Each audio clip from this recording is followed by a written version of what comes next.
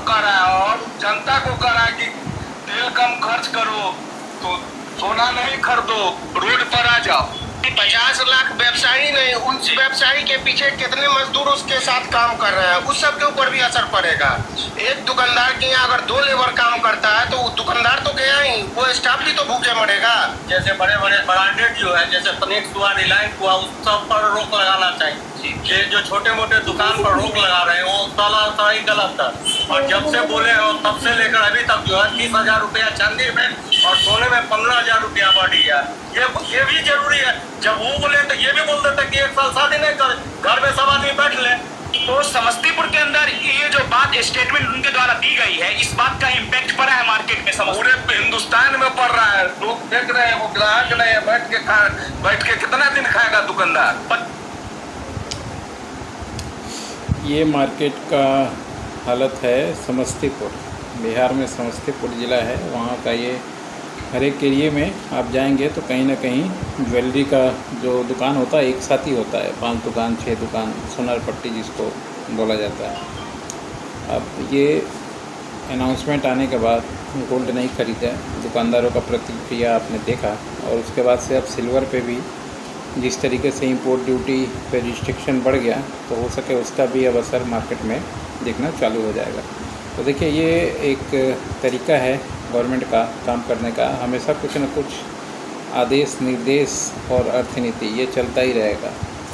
तो इससे आपको निपटना है तो आपको हमेशा अपने तरीके से कुछ न कुछ करते ही रहना चाहिए। बिजनेस में नयापन या बिजनेस और नए तरीके से कैसे करें, या जब आपका काम अच्छा चल रहा हो तब उसका प्रमोशन कैसे करें, या मान लीजिए लाइट वेट का कुछ या कैश एंड गोल्ड का कुछ, ऐसा बहुत सारा इवेंट है जो गोल्ड में आप कर सकते थे पहले से। तो अभी भी टाइम नहीं गया है। जो भी मान लीजिए ज्वेलर्स हैं, आज ना कल ये पोजीशन, ये स्थिति ठीक हो ही जाएगा।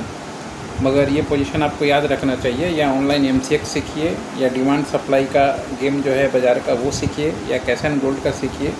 कुछ ना कुछ आपको सीखना पड़ेगा। अब पहले का ज़माना है नहीं कि आप 100 साल पुराना दुकान पे बैठे हैं और जनरेशन बाय जनरेशन आपको पैसा आता रहेगा, काम होता रहेगा।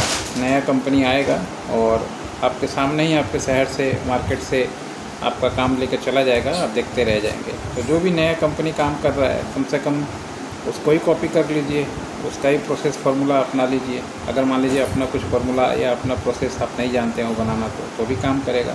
या फिर अगर मान लीजिए ज्वेलर हैं, मार्केट में सीखना चाहते हैं डिमांड सप्लाई का काम, किस तरीके से MCX के थ्रू पैसा कमाना है, ऐसे सिचुएशन में मान लीजिए आपका हार्ड ज्वेलरी नहीं बिक रहा है, तो आप MCX की तरफ थोड़ा मूव करें। वहाँ से अगर मान लीजिए कुछ सीख जाए काम, तो वहाँ पे आपको अच्छा खासा बजट जो भी है आपका काम हो जाएगा। तो कहीं ना कहीं से तो आपको काम सीखना पड़ेगा। अब आप सोच रहे हो MCX में सीखें, पता नहीं क्या होगा नहीं होगा, तो वैसे तो दुकान चलने से रहा आपका, और धीरे धीरे पोजीशन आपका और भी ख़राब हो जाएगा। तो मेरा तो ज्वेलर भाइयों से यही कहना है कि ऑनलाइन ऑफलाइन जितने भी तरह का मोड होता है बिजनेस का, ज्वेलरी का, सबको अपनाएं और सबके लिए दरवाज़ा खुला रखें और सबको एक्सेप्टेंस के लिए आपको सीखें। नहीं तो होगा क्या, धीरे धीरे आपका दुकान चलना बंद हो जाएगा और एक दिन ऐसा पोजीशन आएगा कि सिर्फ दुकान ही रहेगा, बाकी ना ग्राहक ना कोई आपके साथ काम रहेगा। तो फिर उस समय फिर पीछे मुड़ कर देखने वाला पोजीशन कोई भी नहीं रहेगा। सीखना चाहते हैं तो संपर्क कीजिएगा।